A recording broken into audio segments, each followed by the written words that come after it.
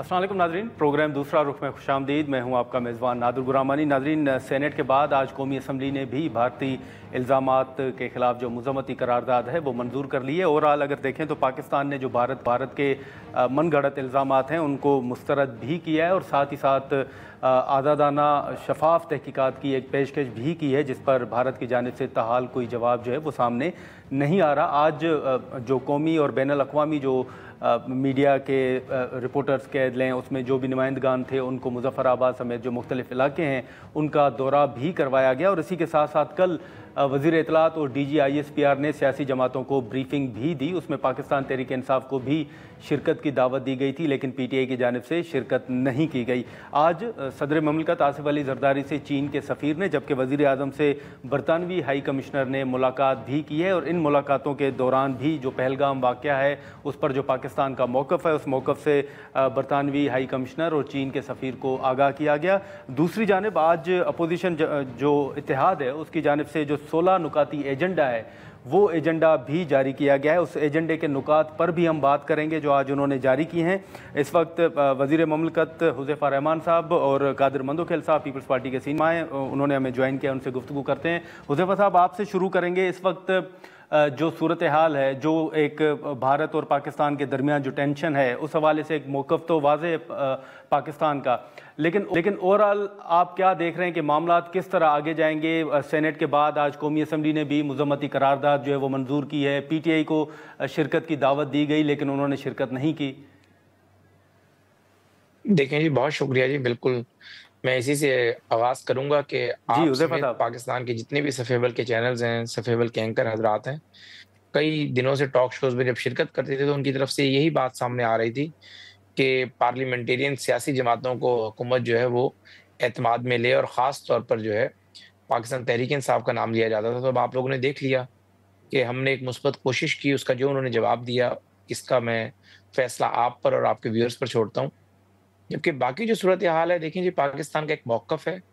पाकिस्तान हमेशा अमन की बात करता है और पूरी दुनिया में जहाँ भी कोई इंसान की मौत हो, वो चाहे दहशतगर्दी से हो, तो वो उसको पाकिस्तान ने हमेशा कंडेम किया है। और पाकिस्तान तो खुद दहशतगर्दी से मुतासिर हुआ है। पूरी दुनिया जानती है कि हमने 80 से 90 हज़ार जो है जानों की कुर्बानियाँ दी हैं इसी वॉर अगेंस्ट टेररिज़्म में। और सिंस 2000 जब 9/11 हुआ, उसके बाद पाकिस्तान जो है हमेशा से पूरी दुनिया का इत्तेहादी रहा। सिर्फ़ मग़रिब नहीं, मग़रिब के ममालिक में अमेरिका, बरतानिया, नेटो बनी। उसके अलावा गल्फ़ के ममालिक की भी अख़लाक़ी सपोर्ट हासिल थी उस इत्तेहाद को। तो पाकिस्तान ने दहशतगर्दी के ख़िलाफ़ एक बहुत बड़ी जो है कंट्रीब्यूशन पाकिस्तान का है। तो इस हवाले से पाकिस्तान की अब भी ये ख़्वाहिश है कि अगर दुनिया में कहीं दहशतगर्दी हुई है, तो उसकी शफ़ाफ़ तहक़ीक़ात होनी चाहिए। और पाकिस्तान उसको कंडेम करता है और पाकिस्तान बार-बार अमन की बात कर रहा है। लेकिन अगर कोई हमारी अमन की बात को हमारी कमज़ोरी समझता है और वे समझता है कि शायद वो हमारी अमन की बात को लेकर जो है हमें अपने मुँह में डालने की कोशिश करेगा, तो ऐसा हरगिज़ नहीं है। पाकिस्तान एक न्यूक्लियर स्टेट है। पाकिस्तान की जो मुसल्लह आर्मी है, दुनिया की बेहतरीन अफ़वाज में इसका शुमार होता है। और जब भी पाकिस्तान पर, चाहे वो कुदरती आफ़त की सूरत में हो या पाकिस्तान की सिक्योरिटी लॉ एंड ऑर्डर की सूरत में हो, तो पाकिस्तान की अफ़वाज ने हमेशा ये बताया कि वो दुनिया की बेहतरीन और वेल ट्रेन्ड एक आर्मी है। तो अगर ज़ाहिर है पाकिस्तान की सालमियत पर, पाकिस्तान की खुद मुख्तारी पर ज़रा-सी भी कोई आँच आएगी या कोई वायलेशन करने की कोशिश करेगा, तो यहाँ से इंतहाई सख्त और मुँह तोड़ जवाब दिया जाएगा। तो इस हवाले से पूरी दुनिया को क्लियर किया है। तो आज जिस तरीके से आप बता रहे थे, हाँ। चीन के सफ़ीर आए, चीन की वज़ारत ख़ारिजा से भी राब्ता पाकिस्तान का हुआ था और चीन के वज़ीर ख़ारिजा उनकी जी। मेहरबानी की, उन्होंने कैटेगोरिकली कहा कि हम पाकिस्तान के साथ हैं और whatever the circumstances and whatever the consequences, हम पाकिस्तान की गवर्नमेंट के साथ खड़े होंगे।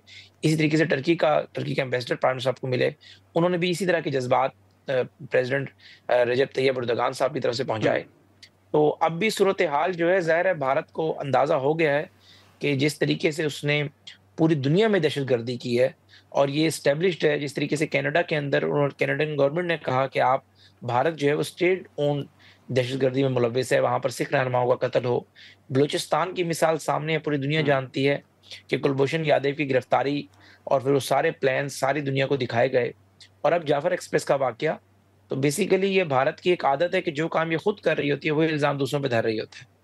तो जिस तरीके से मोदी सरकार ठीक है। दहशतगर्दी लेकिन पूरी दुनिया में करवा रही है, मंदुखिल साहब पाकिस्तान में आपकी भी तरफ करा रही आऊँगा है। सर। आप मंदुखिल साहब क्या देख रहे हैं? जैसे हमेशा जैसे हुज़ैफ़ा साहब ने भी कहा कि कहा तो जाता है कि पीटीआई को शिरकत की दावत दी जाए, लेकिन वो मुज़ाकरात हों या कमेटियों के इजलास हों, उनमें पीटीआई शिरकत नहीं करती।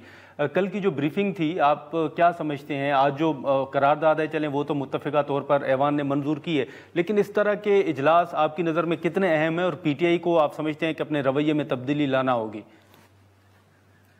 देखिए गोरामानी साहब, आप थोड़े दिन पहले देख ले कि गौर खान साहब का जो बयान आया था कि आप किस तरह कौम को जी। मुतहद कर सकते हो जब आप इमरान खान से मुलाकात नहीं कराते हो।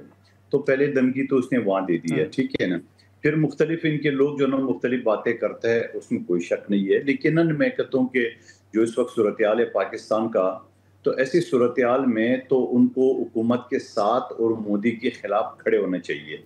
चीन जो हमारे साथ है, बरतानिया जो हमारे साथ है, या यूएई हो गया, सऊदी अरब हो गया, तुर्की हो गया, बहुत सारे ममालिक, इवन कि अमेरिका ने भी मतलब हमारे खिलाफ बयान नहीं दिए, बल्कि ये दोनों मुल्कों को एडवाइस की है कि वो आपस में मसले को हल कर दे। तो इसका मतलब ये है कि पाकिस्तान का साथ है, क्योंकि पाकिस्तान ने बड़ा अच्छा उनके सामने एक पता रखा कि भाई आप इंक्वायरी करो, और मैं कहता हूँ पता नहीं, एक हकीकत भी है। तो इस वजह से कि आपका अगर मुझ पे कोई शक होगा तो मैं आपको ऑफर करूंगा कि भाई आपको इंक्वायरी करा दे।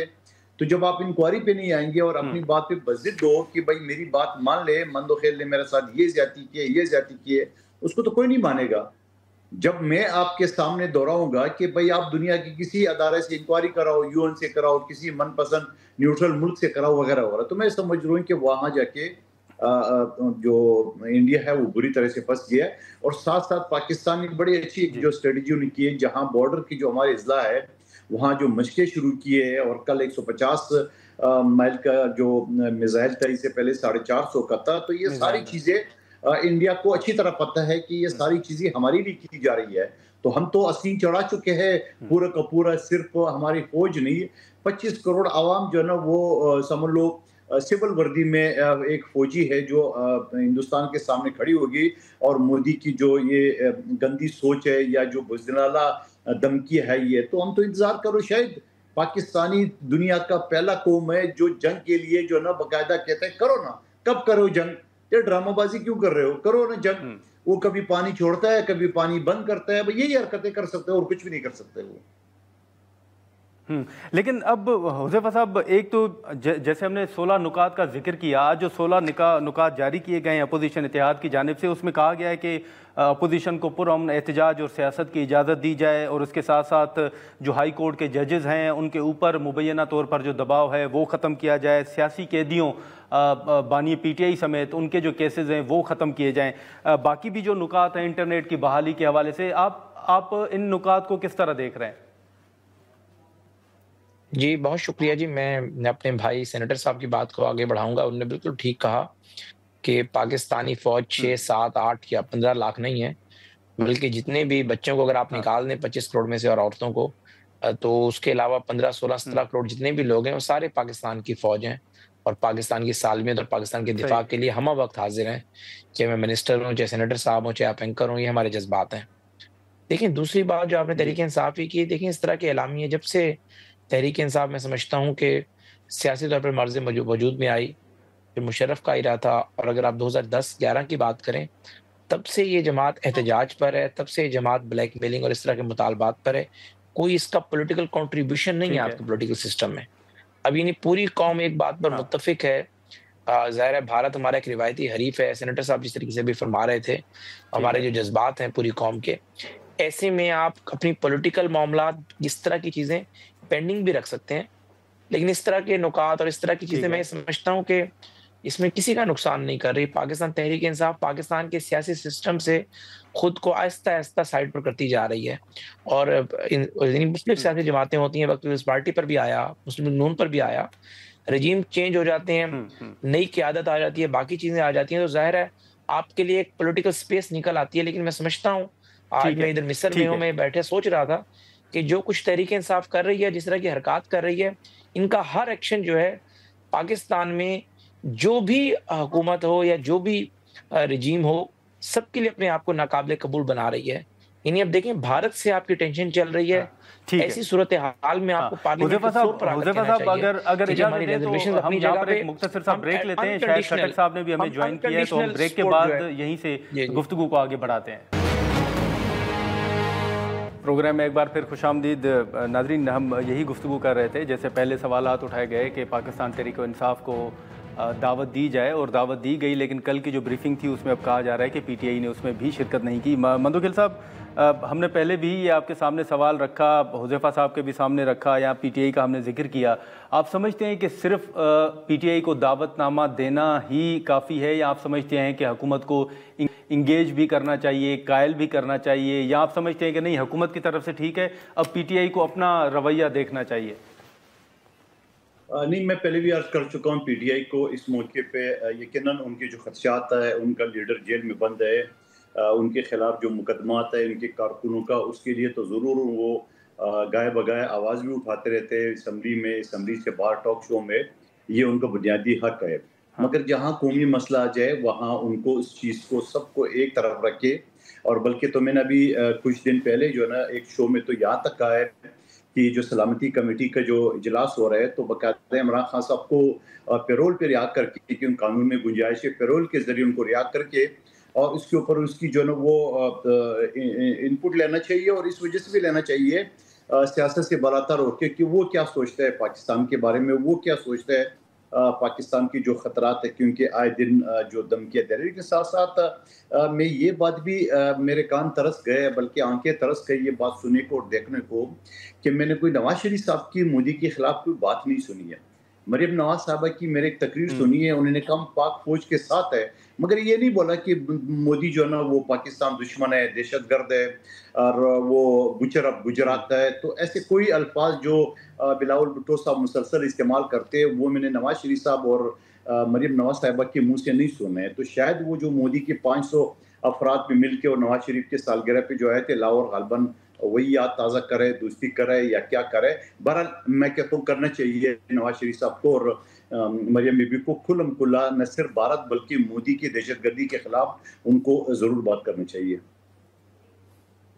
तो शायद खटक साहब, अब आपसे पहले हुज़ैफा रहमान भी साथ थे और वो यही बात कर रहे थे कि हमेशा बात की जाती है कि पीटीआई को दावत दी जाए, इंगेज किया जाए, लेकिन हमने दावत दी, कल उन्होंने कौमी एक इशू था उस पर भी कोई ताउन नहीं किया, इजलास में शिरकत नहीं की। ये फैसला क्यों करना पड़ा पीटीआई को कि शिरकत नहीं करनी? बिस्मिल्लाहिर्रहमानिर्रहीम। पहली बात ये कि बहुत से ऐसे कोई भी इश्यूज होते हैं कि जिनके ऊपर अपोजिशन शायद आपके साथ ना बैठे, लेकिन ज़रूरी नहीं है कि हम इनके साथ बैठ के फिर हम जी इस मुल्क की खुद मुख्तारी की या मोदी या जो इस टाइम इंडिया धमकियाँ दे रहा है और हम इनके साथ बैठ के ही फिर कहेंगे कि जी हाँ उससे पहले तो हम नहीं सपोर्ट कर रहे थे लेकिन अब हम सपोर्ट कर रहे हैं। ऐसा बिल्कुल नहीं। देखिए पाकिस्तान हमारा है, मुल्क हमारा है, सरजमीन हमारी है। कई जो भी बाहर से कोई भी जारहियत करेगा हम उसका डट के मुकाबला भी करेंगे। हम इस इशू में पाकिस्तान के साथ खड़े हैं, किसी की ज़ात के साथ नहीं खड़े। और दूसरी चीज़ मैं बिल्कुल मंदोखिल साहब की इस बात को सेकंड करूँगा। देखिए जंगे जो है वो ज़रूरी नहीं कि आप वेपन के ज़रिए आजकल जंगे लड़ते हैं। मॉडर्न एरा है, जंगे मुख्तलिफ तरीके से लड़ी जाती है। देखिए पानी जो उन्होंने बंद किया इससे आज तो शायद इसका इम्पैक्ट ना हो, लेकिन अगले 2-3 साल बाद जब आपका पंजाब बंजर होगा तब आपको पता चलेगा कि कितना बड़ा लॉस किया पाकिस्तान ने। देखिए मोदी सरकार या इंडिया जंग करे ना करे, पानी की इशू के ऊपर हमने स्टैंड लेना है, चाहे उसके लिए हमें जंग लड़नी हो, चाहे उसके लिए हमें किस हद तक जाना चाहिए। वो तो उसमें पीपल्स पार्टी कामयाब नहीं होगी। जो अभी मीटिंग हुई थी उन्होंने वापस भी करवा दिया फैसला। नहीं वो तो केनाल मुआहदे की बात कर रहा हूँ जो इंडिया इस टाइम हमारे जो दरिया बंद करने की कोशिश कर रहा है, मैं इस इशू के ऊपर बात कर रहा हूँ। और इसके अलावा जैसे मंदोखिल साहब ने कहा कि असल में इनकी कारोबारी दोस्तियां हैं, यारियां हैं, शादियों में आते हैं, नान पकोड़े और आपस में पाए वगैरह भी खाते हैं। देखिए लीडर वो होता है जो मुश्किल हालात में कौमों को लीड करता है। लीडर वो होता है जो कौम को उम्मीद देता है। लीडर वो होता है जो आपकी जंगी इश्यूज के ऊपर भी दलेरी के साथ दुनिया को फेस करे। और सबसे जो इम्पोर्टेंट है कि आपका बयानिया चले पूरी दुनिया में। देखिए पुलवामा का इंसिडेंट हुआ, यहाँ पे अटैक्स हुआ बालाकोट में और हमारे 2-3 दरख्त उन्होंने गिराए। जवाबन हमने उनके 2 तैयारे गिराए और उनका हमने वो कैदी किया पायलट, और फिर पूरी दुनिया को हमने दिखाया कि जी देखे ये हमने इनका पायलट पकड़ा है। किस तरीके से हमने उनको वापस किया, इंडिया को हमने बैकफुट पे रखा। अभी एक लीडर जिसका नाम इमरान खान है, उसकी ट्वीट आई, तकरीबन 5-6 मिलियन पूरी दुनिया ने उसको देखा, पूरी दुनिया में मोदी और उसका जो आरएसएस आइडियोलॉजी है उसको इमरान खान साहब ने एक्सपोज किया। जब आप कौमी लीडर को जेल में रखेंगे, देखिए बंगाल में क्या हुआ था, बंगाल में भी यही हुआ था। बंगाल जब बांग्लादेश बना उस टाइम भी एक पॉपुलर पॉलिटिकल जमात जिसका लीडर था शेख मुजीब, उसको जब दीवार के साथ लगाया गया, नुकसान किसका हुआ? पाकिस्तान का हुआ। देखिए ये ऐसे मौके होते हैं कि इन मौकों के ऊपर आपने कौम को इकट्ठा करना होता है। आपका क्या मुतालबा है जो मंदोखिल साहब बात कर रहे हैं? बिल्कुल, मैं इसको सेकंड करूंगा। देखिए इमरान खान साहब को उसकी जात को तो कोई इशू नहीं है, ठीक है, उसकी जात को तो जेल में पड़ा हुआ है, लेकिन फायदा किसका होगा? इस मुल्क का होगा। मोदी को अगर उसकी जुबान में कोई जवाब दे सकता है तो उसका नाम इमरान खान है, कोई दूसरा लीडर नहीं दे सकता। क्यों? क्योंकि उसके ना कारोबारी ताल्लुकात है।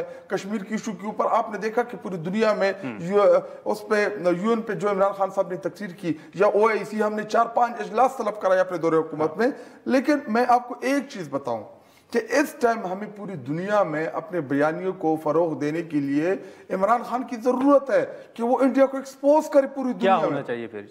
इमरान खान को रिहा करे। कौन सा उसने 302 के मर्डर किए, सारे पॉलिटिकल केसेस हैं उसके, क्या किया है उन्होंने? और जितनी भी केसेस है, एक अगर इमरान खान साहब के केसेस में दम होता ना, या जो इन्होंने इमरान खान साहब के ऊपर केसेस बनाए हैं, तो इनको 26 आईनी तरमीम ना करनी पड़ती, इनको जजेस ना मैनेज करने पड़ते, इनको अदलिया ना मैनेज करना पड़ता। आज अदलिया में किस लिए इन्होंने जजेस बताए? सिर्फ इमरान खान साहब को नहीं। लेकिन आप नहीं समझते जो मंदोखिल साहब बात कर रहे हैं, तो खान साहब की को पे रोल पर रिहा करने के हवाले से या इजलास में शिरकत के हवाले से पीटीआई को फिर हुकूमत से कहीं ना कहीं बैठना तो पड़ेगा, बात तो करना पड़ेगा। अगर इमरान खान साहब से ये मशावरत करेंगे इस इशू के ऊपर, इमरान खान साहब इस मुल्क के एक्स प्राइम मिनिस्टर रहे, उन्होंने पुलवामा के इंसिडेंट को जिस तरीके से डील किया है वो एग्जाम्पल पड़ी आपके सामने। तो अगर इमरान खान साहब मुल्क के लिए, जिधर पाकिस्तान की बात आएगी ना, उधर इमरान खान साहब अपने साथ किए हुए मजालिम, अपने साथ वो चीजें जो है वो बैक पे रख देंगे पाकिस्तान के लिए। देखिए इमरान खान साहब पॉलिटिक्स, सियासत पाकिस्तान की बेहतरी के लिए कर रहे हैं, तो इमरान खान साहब जिधर पाकिस्तान की बेहतरी की बात होगी, खान पाकिस्तान के साथ खड़ा। तो मंदोखिल साहब, इस वक्त जैसे हमने ये कैनाल्स का जिक्र किया, पहले भी किया और अभी भी हमने जिक्र किया बीच में, तो आप समझते हैं कि ये कैनाल्स के मामले को लेकर पीपल्स पार्टी के जो तहफ़्फ़ुज़ात थे वो मुस्लिम लीग नून के साथ ख़त्म हो गए हैं, या अभी भी बजट तजावीज़ के हवाले से या पीएसडीपी के हवाले से आपके तहफ़्फ़ुज़ात बरकरार हैं? जी बिल्कुल बरकरार है। बहुत सारे मुतालबात है, बहुत सारे मसले हैं, क्योंकि ये जो कैनाल वाला इशू आ गया था ना, तो सारे जो मसले थे वो हमने एक तरफ रखे। देखिए मैं आपको दोबारा, अगर आपको 1 मिनट देंगे, मैं आपको गिनवा दूंगा। जहाँ पंजाब में हमारे एमएनए एमपीए है, उनको वो उन अफसरान को लगाए गए जो एंटी पीपल्स पार्टी है। हमने ये नहीं कहा हमारी चॉइस का लगाओ, हमने कहा न्यूट्रल लोगों को लगाओ जो कम से कम सही ब्यूरोक्रेट हो। उसके बाद शहबाज शरीफ भागता हुआ कराची आता है। यहाँ पे मेरा और शहबाज शरीफ साहब का और मुखबर खास मुस्तफ़ा कमाल का एक ही हल्का है। यहाँ KFI मनसूबा हमने बनाया था, शहबाज शरीफ साहब ने ऐन मौके पे इनकार कर दिया पैसे देने से। उसके बाद वो कराची आते हैं पिकनिक बनाने के लिए और 1 टका देने को तैयार नहीं है सिंध कराची को। उसके बाद अगर मैं मोटरवे की बात करूँ, पूरा सिंध में एक मोटरवे नहीं है, पूरा बलूचिस्तान में एक मोटरवे नहीं है, खैबर पख्तूनख्वा में सिर्फ पेशावर टू इस्लामाबाद मोटरवे, बाकी सूबे में कोई मोटरवे नहीं है। यहाँ पंजाब में हर जिले को उन्होंने मोटरवे दिए है। जो जरदारी साहब ने सीपैक मंजूर कराया उसकी 95% फंड तो उन्होंने पंजाब में लगा ली है, तो वो ग्वादर करोड़ तो वैसे के वैसे ही है। फिर उसके अलावा बहुत सारी चीजें, सिंध में सैलाब ज़दगान की जो फंड है उसकी हम बात कर रहे हैं। K4 पानी का मंसूबा है, 25 साल से इल्तवा का शिकार है, वफाकी हुकूमत अपने हिस्से का पैसे नहीं दे रहे हैं। तो बहुत सारे इशू है जो अभी हमारी पेंडिंग है। लेकिन कैनाल वाला इशू जो है ना, वो फिलहाल तो हल हो गया, लेकिन आगे जाके उनकी क्या नियत होती है तो फिर देखा जाएगा। लेकिन मंदोखिल साहब, एक सवाल मैं ये ज़रूर करूंगा, आपसे पहले भी हुआ होगा कि मुख्तलिफ, जैसे आपने जिन जिन प्रोजेक्ट्स का नाम लिया, इन तमाम, वो मोटरवेज हो, पीएसडीपी हो या ये कैनाल्स का मामला हो, पीपल्स पार्टी ने एक धमकी ज़रूर दी थी कि अगर हमारे तहफ़्फ़ुज़ात दूर ना हुए तो हम हुकूमत का साथ छोड़ देंगे। तो पीपल्स पार्टी से मुतल्लिक ये भी सवालात होते हैं, ऑन रिकॉर्ड ये सवाल हमने सुने हैं कि पीपल्स पार्टी की फिर मजबूरियाँ क्या हैं कि वो बात तो करती है लेकिन अलग नहीं होती। नहीं, आप कमाल की बात करते हो।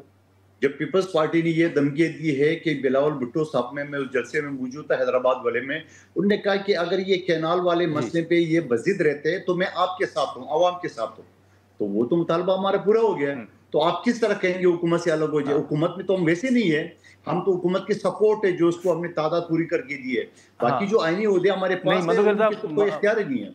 हाँ मंदोखिल साहब, माजरत आपकी बात काट रहा हूँ, लेकिन मैं आपको नहीं कह रहा कि आप हुकूमत से अलग हो जाएं। एक मैं आपको ज़रूर याद दिलाऊंगा, आपकी पीपल्स पार्टी और मुस्लिम लीग नून की एक कमेटी बनी हुई है पंजाब के अंदर, जो हुकूमत बनते वक्त आपका मुआहदा हुआ था, जो 12 नुकात थे। तकरीबन 1 साल गुजर गया है, आपके उन मुतालबात पर अमल दरामद नहीं हुआ। PSDP का जिस जलसे का आप जिक्र कर रहे हैं, बिलावल साहब ने उसी जलसे में ये जिक्र किया था कि अगर हमारे तहफ़्फ़ुज़ात दूर ना हुए तो हम शायद हुकूमत से अलग हो जाएं और बजट में वोट भी नहीं करेंगे। ये बजट तो अभी बाकी है ना, अभी आप इतने जल्दबाजी क्यों कर रहे हैं? अभी तो 5 मई चल रहा है आज, तो बजट में तो अभी दिन है। और फिर जो कैनाल का इशू, तो वो तो हमने हुकूमत की घुटने टेकने पे मजबूर कर दिया ना, ये तो हम मान ले बात। जहां बिलावल भुट्टो साहब ने लड़काना में पंजाब के मुतालबात मंदोखिल साहब, देखिए बाकी जो पंजाब के मुतालबात है वो कमेटी बनी है, वो उसको देख रही है, 2-3 मीटिंग हो चुकी है। तो अगर नहीं होती है तो हम अपनी बातों पे तो कायम है, लेकिन आप इस बात को अप्रिशिएट तो करें जहां उन्होंने 12 लाख एकड़ न जाने किसको अलाट किए चोलिस्तान में, जहां उन्होंने खरबों रुपए लिए चोलिस्तान के नाम पे, जहां उन्होंने पंजाब की पानी को, पुख्तनख्वा का, बलूचिस्तान का, सिंध का पानी काट करके चोलिस्तान में जो ना वो जो पता नहीं क्या जन्नत बनाने का प्रोग्राम बना रहे थे, वो तो मनसूबा हमने जो इनकार कर दी, हमने जो उसको धमकी दी थी, वो तो हमारे काम आ गई है ना। अब क्यों नहीं मान रहे बात? मंदोखिल साहब, खटक साहब कुछ पूछ रहे हैं आपसे। जी जी प्लीज। मंदोखिल साहब कौन बना रहे थे ये बना कौन रहा था वैसे? कंपनी का नाम क्या है? ये आप मेरी जबान से क्यों कहलाना चाह रहे हैं? आप बता दें, नाम ले लेना। इफ्तिताह किसने किया है? ये प्राइवेट पार्टनरशिप के हवाले से कोई बात हो रही है, मेरा ख्याल है। कोई पीपी देखिए प्राइवेट पार्टनरशिप की जो बात हुई है, देखिए मेरा और खटक साहब, कौन पाकिस्तानी नहीं चाहेगा कि पाकिस्तान का चप्पा चप्पा सरसब्ज हो?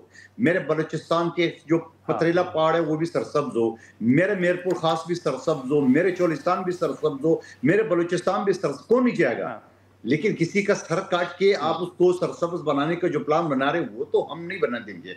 आप देख रहे पूरा सिंध खड़ा हो गया, पूरा का पूरा एक, चाहे पीपल्स पार्टी का था या नहीं था, वो सिंध का खड़ा हो गया है ना, हुकूमत को घुटने में टेकने पे मजबूर कर दिया है।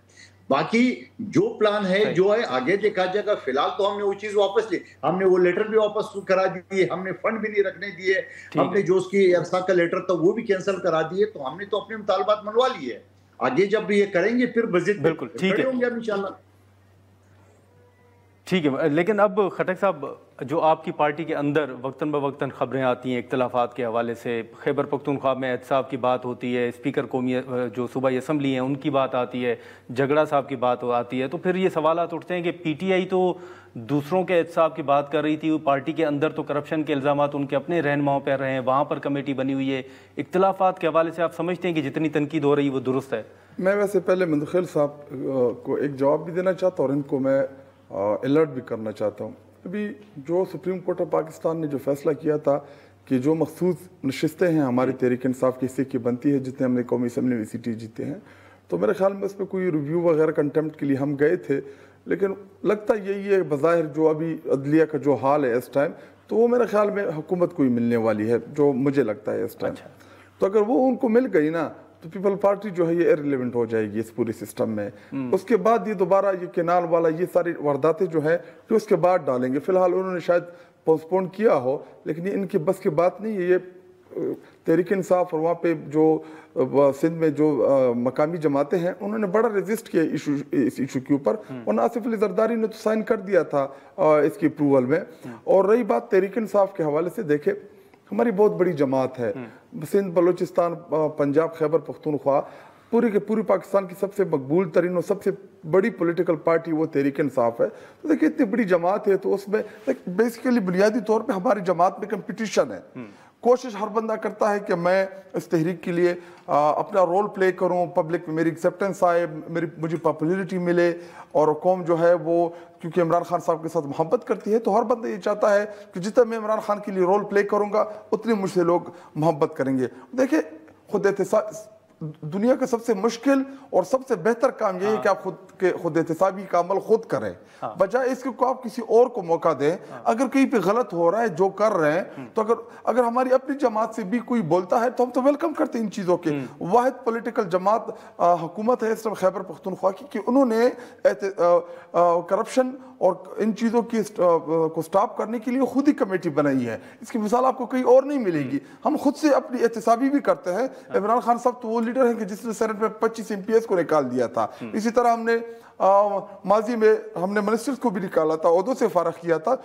जहाँ पे भी देखे करप्शन के खिलाफ इमरान खान साहब का जो वो है जीरो टॉलरेंस है। अगर वो जहांगीर तरीन और अलीम खान जैसे लोगों को खफा कर सकते हैं इस मामले में, तो वो इस मामले लेकिन फिर 26वीं तरमीम में भी तो आपके कुछ लोग थे ना, जिसका आपने खुद PTI ने नाम भी लिया था, तो उनके खिलाफ क्या कार्रवाई हुई? देखिए, अभी एक ये है कि जिन्होंने वोट डाला है वो तो उनके शक्लें तो आया हैं। जिन्होंने मतलब बैकडोर पे मिले हुए थे, वोट डालने नहीं आए या उनकी ज़रूरत नहीं पड़ी, तो देखिए तमाम जो फाइंडिंग्स थी वो इमरान खान साहब के पास चली गई हैं। वो चूंकि जेल में हैं, तो वो जब बाहर आएंगे तो उसके बाद आप देखेंगे कि उनके साथ इमरान खान साहब खटक साहब, एक तो आपने वो जो जरदारी साहब की सिग्नेचर की बात की, वो भी हम बात करेंगे मंदुखेल साहब से, क्योंकि पीपल्स पार्टी का मौक़िफ़ है कि आइन के मुताबिक सदर साहब के पास तो इख्तियारात ही नहीं है। और ये जो मखसूस नशिस्तों वाली आपने बात की, ये भी पॉइंट हम मंदुखेल साहब के सामने रखते हैं, लेकिन सबसे पहले यहाँ पर एक शॉर्ट ब्रेक लेते हैं। प्रोग्राम में एक बार फिर खुशामदीद। मंदुखेल साहब, ये ब्रेक से पहले जो हम गुफ्तगू कर रहे थे और खटक साहब ने एक बड़ा वैलिड पॉइंट उठाया है, ये इनकी अजम्पशन है कि इस वक्त जो मखसूस नशिस्तों के हवाले से फैसला आया तो नहीं है, लेकिन ये अज्यूम कर रहे हैं कि शायद हुकूमत को वो नशिस्तें मिल जाएँ और आपकी फिर शायद मुस्लिम लीग नून को हुकूमत में रहने के लिए या हुकूमत कायम रखने के लिए आपकी ज़रूरत पेश ना आए। आप समझते हैं कि ऐसा कोई माहौल बन सकता है? जी बिल्कुल, खटक साहब दुरुस्त फरमा रहे हैं कि फैसला मखसूस सीटों के हवाले से अगर आ गया तो यकीनन मुस्लिम लीग नून को अक्सरियत हासिल हो जाएगी। लेकिन इससे बढ़ के मैं आपको बताऊं कि हवाला दे दूं कि 40 से 50, ये तो मुख्तलिफ PTI के लोग बता रहे हैं, बल्कि वो मरवत साहब भी ये बात कह चुके हैं, 40-50 तो इनके लोग लोटे बन चुके हैं। और ये लोटे अभी पहली मरतबा नहीं बने। खैबर पख्तूनख्वा असम्बली में 20 बने थे, 25 इनके पंजाब असम्बली में बने थे, पिछली PDM हुकूमत में इनकी 22 बने थे, और अब 40 से 50 का फिगर बता रहा है। ये खुद शेर अफजल मरवती बता रहे हैं बाकी। और उसके साथ साथ शौकत यूसुफजई साहब मेरे साथ कई शो में था, उन्होंने ये कहा मुझसे DC ने एफिडेविट मांगा कि भाई आप दे दो ताकि आपको रिजल्ट दो। तो ऐसी हमारी PTI के 30-40 लोगों से एफिडेविट ले चुका है। तो उसका क्या मतलब कि इस वक्त जो है ना 30-40 लोग जो ना वो इनके पेरोल पे अदारों के, तो ये तो शौकत यूसुफजई साहब क्लियर कह चुका है। तो हमारी जरूरत वैसे नहीं होगी। बात आप दुरुस्त कर रहे हो, रिजर्व सीटें मिले नहीं मिले, आपके लोग जाके उनसे जब मिलेंगे तो उनकी वो जो कोटा है वो पूरा हो जाएगा। 169 नंबर दरकार है वज़ीर आज़म के लिए। तो ये खटक साहब, ये तो वाकई आपके ऊपर एक पहले भी तनकीद होती रही है कि आपके बहुत से लोग जो हैं वो हुकूमत के साथ मिले हुए हैं। देखिए, अभी मैं इस पर इसलिए ज़्यादा बेहतर जवाब नहीं दे सकता क्योंकि 26वीं आईनी तरमीम में लोग टूटे, इसमें कोई दो राय नहीं है। अदम एतमाद के मामले में भी लोग टूटे। देखिए, ये पाकिस्तान पीपल पार्टी और मुस्लिम लीग, ये तो जमहूरी पार्टीज़ हैं नहीं। ख़रीदना, लोगों को लालच देना, लोगों को मुख्तलिफ तरीके से मैनेज करना, तो ये इनका काम है। और आसिफ अली जरदारी जो हैं, उसकी कोई दूसरी एक्सपीरियंस तो नहीं है कि उस मुल्क में सदर बना हुआ है, ना कोई उसके कोई ऐसे बड़े कारनामे हैं कि आपने उसको सदर बनाई। इन्हीं चीज़ों को मैनेज करता है। देखिए, जो बाज़मीर लोग होते हैं वो असूलों के ऊपर खड़े रहते हैं, अपने नज़रिए के ऊपर खड़े रहते हैं, उनको कोई कीमत नहीं होती। और जिन लोगों की कीमत नहीं लगती, तो मुझे तो यही लगता है कि हमारी इस टाइम जो पार्टी है, पार्लिमानी पार्टी, वो तारीख़ की सबसे मजबूत तरीन पार्लिमानी पार्टी है, क्योंकि वो बड़े मुश्किलात से होते हुए इधर तक पहुँचे हैं। और जो अगर दगा करेगा, धोखा करेगा, देखिए कौम इमरान खान साहब के साथ खड़ी है। मैं जो सबसे इम्पोर्टेंट है कि पाकिस्तानी अवाम जो है वो एक लीडर इमरान खान के साथ है। अगर मैं MNA हूँ, मैं कल को मैं अपनी ज़मीर को बेच दूँ या लोटा बन जाऊं तो मेरा ही नुकसान होगा। इमरान खान का क्या नुकसान होगा? खटक साहब, 26वीं आईनी तरमीम के बाद आपके कुछ लोग ऐसे थे जिन पे तनकीद हुई, वो ऐवान के अंदर वापस आ गए। अभी ज़ैन कुरैशी साहब के ऊपर बड़ी तनकीद हो रही है, कल उनकी पिक्चर आई, उसके बाद भी बड़ी बातें हुई। वो राब्ते में हैं आपका, उस हवाले से भी कोई तहफ़्फ़ुज़ात हैं उनके? मेरे तो मैं चीफ व्हिप हूँ पार्टी का, कि मैं पार्लियामान के अंदर चीफ व्हिप हूँ, ना मेरे पास कोई मरकजी ओहदा है कि मैं उनसे सवाल जवाब करूँ या वो मुझे बाउंड है मुझे जवाब दे। देखिए, शोकाज नोटिस सबको मिले थे, सब ने जवाब। अंडरस्टैंडिंग क्या है, क्या हुआ? मैं अभी क्यों मेरे से बना रहे हूँ? नहीं सर, आप बताएं कि क्या हुआ था। नहीं कर, बस मैं नहीं करना चाहता और इन चीज़ों के ऊपर। चलिए, लेकिन अब जो 16 नुकात हैं उनमें जो आपने मुतालबात किए हैं, आप समझते हैं कि ये नुकात जारी करने से मामलात हल हो जाएंगे, या जो एक तासुर ये है कि आपके कोई बैकडोर राब्ते हो रहे हैं किसी न किसी के थ्रू? क्या आप समझते हैं कि वाकई पीटीआई कहीं ना कहीं राब्ते कर रही है या बातचीत का आगाज हो चुका है? पीटीआई का सिर्फ और सिर्फ इस राब्ता जो है वो अवाम के साथ है। ठीक है, कोई राब्ते नहीं है, कोई डील नहीं हो रही। मैं इन तमाम चीज़ों को डिनाई करता हूँ इस लेवल पे। जो मतलब मैं भी बड़ा बाखबर होता हूँ पार्टी के अंदर, थोड़े बहुत जो हमारी पार्टी की लीडरशिप उनके साथ उठता बैठता हूँ। हाँ। तो चीज़ों का पता होता है, बहुत सी चीज़ों का पता होता है। जब थे तब भी पता था, लेकिन आज मैं कह रहा हूँ कि किसी भी लेवल पे ना मुज़ाकरात हो रहे हैं, ना बातचीत है, कुछ भी नहीं है। मैं इन तमाम चीज़ों को डिनाई करता हूँ और हमारा राब्ता सिर्फ अवाम के साथ है। और इमरान खान साहब जब जेल से पहले उनकी अगर एक तकरीर थी कि उन्होंने ना अदालतों का कहा था ना इस निज़ाम का कहा था, उन्होंने अपने अवाम से कहा था कि मुझे इंसाफ आप लोगों ने देने हैं। हाँ।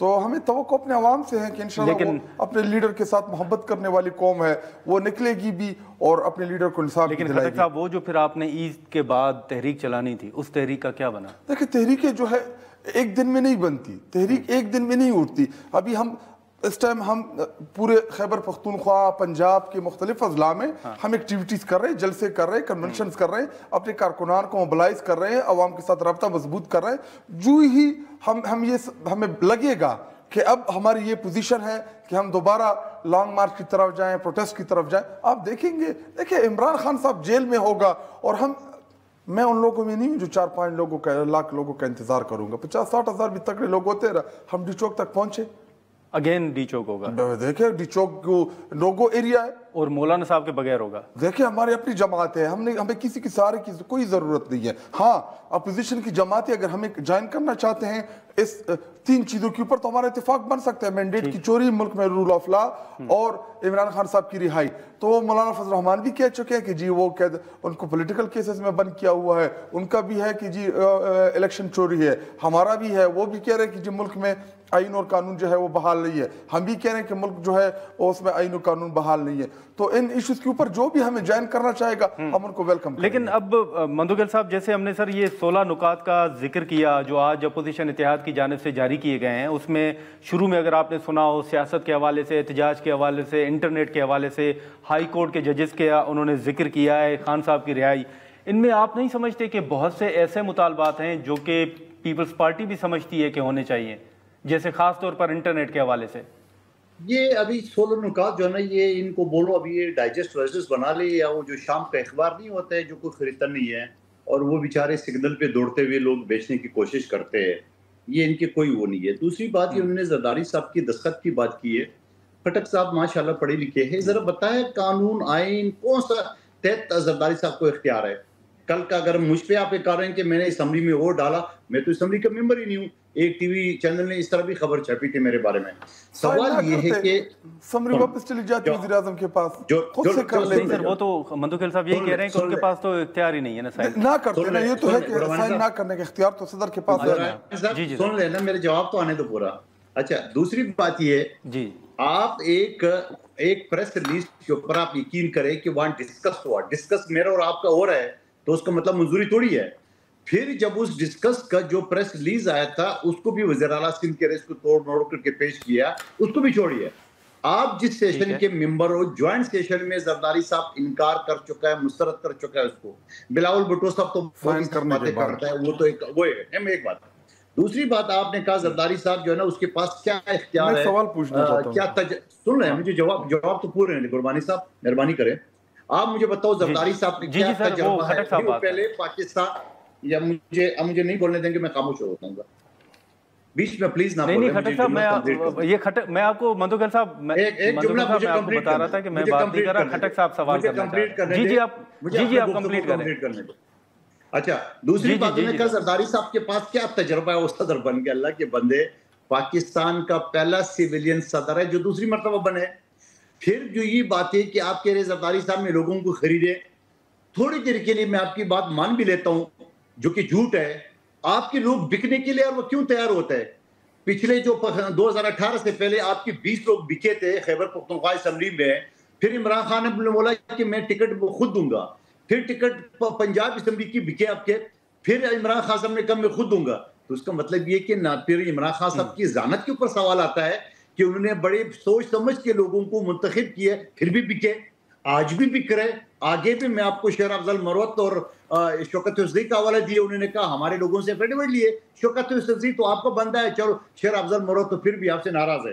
दूसरी बात आपने एक बात की है कि उसके हवाले से कि हम एहतजाज करेंगे।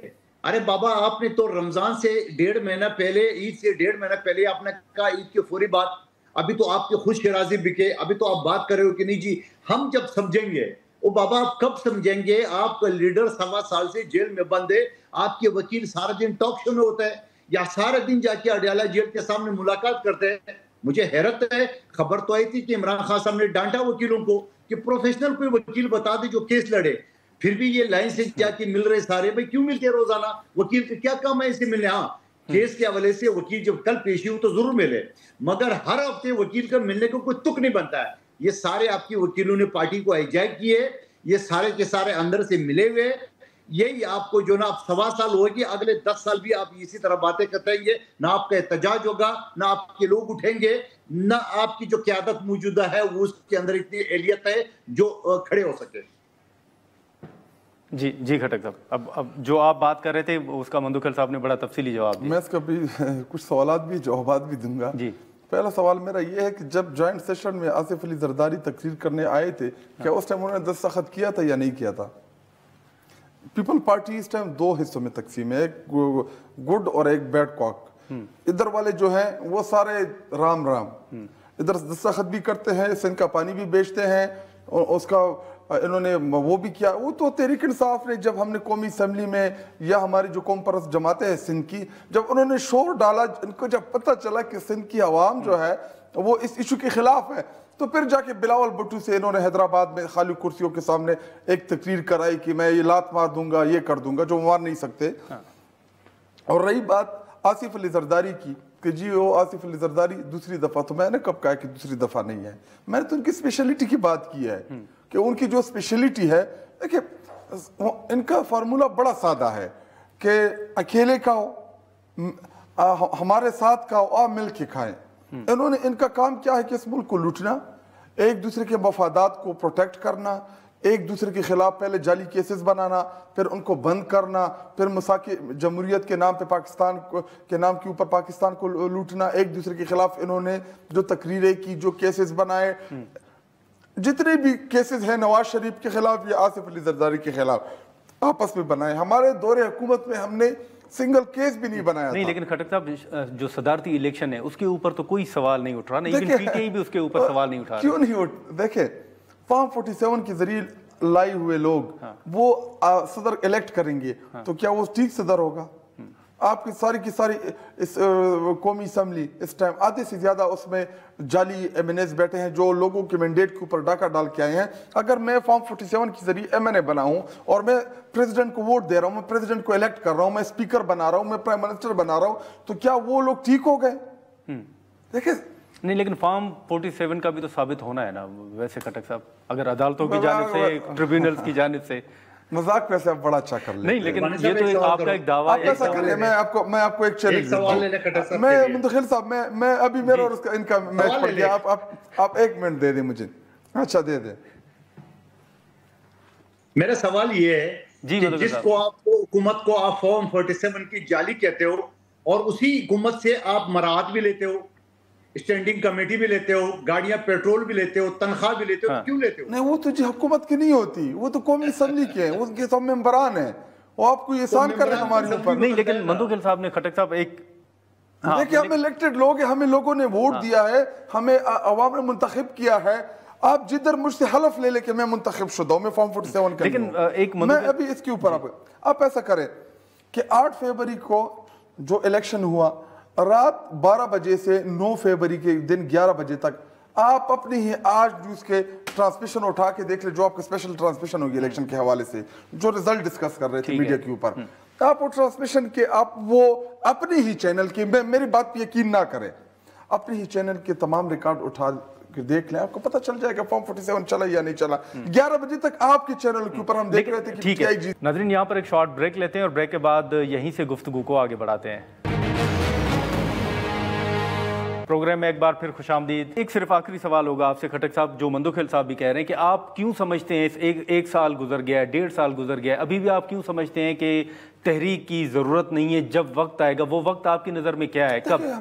हमारे कारकुनान के ऊपर गोलियां चलाई गई। हाँ। पाकिस्तान की तारीख में पहली दफा ऐसा हुआ कि कोई भी पॉलिटिकल, ये मंदोखेल साहब इनकी जमात जब महंगाई मार्च कर रही थी, क्या हमने इनको वहाँ पे इनको हमने ब्लू रेड जोन में आने नहीं दिया? मौलाना फजल रहमान ने हमारे दौरे हुकूमत में क्या यहाँ पे धरना नहीं दिया?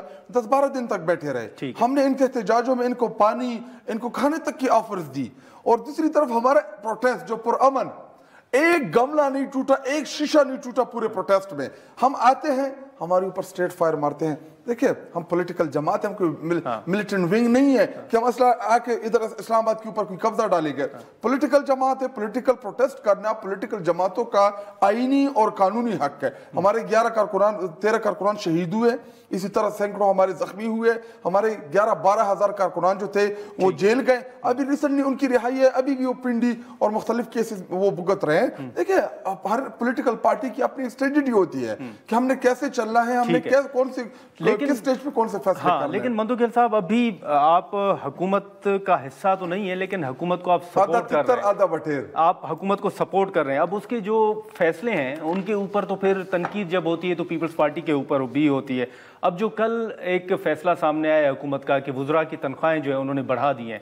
अब एक तरफ तो हम चैलेंजेस का जिक्र कर रहे हैं, बातें कर रहे हैं, फिर वुज़रा की तनख्वाहें बढ़ाना, आप इस फैसले को बतौर इत्तेहादी जमात सपोर्ट करते हैं? सर मंदोखेल साहब, इसमें मैं कमेंट करें, कभी कभार आप जजेस की भी तनख्वाह डिस्कस कर ले, कभी जो फौजी हैं उनकी भी डिस्कस कर ले। मैं आपके मंदोखेल साहब, आप मुझे एक 30 सेकंड दे दे, फिर आप टाइम ज्यादा ले ले। मैं पार्लियामान का मेंबर हूँ, मंदोखेल साहब भी पार्लियामान का मेंबर है। आपको पता है हमारी तनख्वाह कितनी थी? 1,70,000। उसमें 10-15 हजार असम्बली के कटते हैं, इसी तरह बिजली का बिल, ये सारी चीजें हम अपनी जेब से मैनेज करते हैं। जी ठीक है। तो तनकीद सिर्फ पॉलिटिकल लोगों के ऊपर नहीं होनी चाहिए, तनकीद हर उस इदारे के ऊपर होनी चाहिए जो तनख्वाह ले रहे हैं। जी मंदोखेल साहब। जी बिल्कुल खटक साहब ने खुद ही जवाब दे दिया है। पिछली हुकूमत में असम्बली में शौकत तरीन साहब जब वजीर खजाना थे तो उन्होंने बहुत सारे मेंबरान से दस्तखत लिए कि मैं मेंबरान की तनख्वाहें बढ़ाऊंगा। ये अपनी हुकूमत है, आप असम्बली के रिकॉर्ड चेक करें, वो आपको दस्तखत मिलेंगे। लेकिन ठीक है, खटक साहब ने मान लिया मेंबरान, या ना मैं एक बताऊं आपको, मैं लाखों रुपए फीस लेता हूँ वकालत के। आप यकीन करेंगे, जब मैं असम्बली में गया मेरा सारी वकालत तबाह हो गई है। और 1,71,000 में से मैं अपने घर तो छोड़िए, मैं अपने आप को सिंगल इस्लामाबाद में रहता था, मैं अपने आप को नहीं पाल सकता था अपने पेट्रोल मुलाजिम की तनख्वाह। फिर दूसरी बात ये, हाँ ये जरूर होना चाहिए, खटक साहब से मैं कहता हूँ असम्बली में आवाज उठा ले। आप असम्बली में ये कहते हैं कि जिनके अरबों रुपए प्रॉपर्टी है वो किस तरह से असम्बली के तनख्वाह ले रहे हैं। हाँ, जो गरीब है, मेरे और खटक साहब जैसे मिडिल क्लास के लोग हैं, हम वो जरूर लेना चाहिए। मगर जो अरबपति लोग हैं क्यों ले रहे हैं उसके असासाजात, वो असम्बली में सवाल उठा ले। अच्छा ठीक है, लेकिन अब ये तो मेरा ख्याल है कि अगर आप मामला उठाएं भी तो आप समझते हैं कि आपकी बात सुनी जाएगी। लेकिन खटक साहब, मुझे ये भी आपसे जानना है कि जो मुलाकातों के हवाले से अडियाला जेल के बाहर हमने देखा कि आपकी जानिब से एहतजाज भी हुए, धरने भी हुए, गिरफ्तारियां भी हुई, फिर कुछ कहा जाता है कि आप एक लिस्ट देते हैं, उस लिस्ट से हट के कुछ लोग अंदर चले जाते हैं, मुलाकात करके आ जाते हैं। वो लोग कैसे जाते हैं? पीटीआई उनको ओन करती है नहीं, या खान साहब जैसे फैसल साहब चले जाते हैं तो आप समझते हैं कि नहीं, खान साहब चाहते हैं कि उनसे मुलाकात हो? देखिए, मैं खुद तकरीबन पिछले 1.5 साल से कोशिश कर रहा हूँ। मैं 9, 10, 11 दफ़ा जा चुका हूँ। मैं लास्ट जुमेरात को भी गया था। हाँ। और वीडियो पड़ी होगी जो पंजाब पुलिस ने किया, जिस तरीके से हमें रोका पार्लियामान के मेंबरान, जितने भी दीगर मेंबरान थे, हमारे खैबर पख्तूनख्वा के भी मेरे साथ 2 मेंबरान थे, हमें अंदर नहीं जाने दिया गया। देखिए, हमें क्यों नहीं मिलने दे रहे? हम पॉलिटिकल लोग हैं। ये लोग कैसे चले जाते हैं? देखिए, वो मैं उसके ऊपर मैं इसलिए कमेंट नहीं कर रहा क्योंकि मुझे पता ही नहीं है।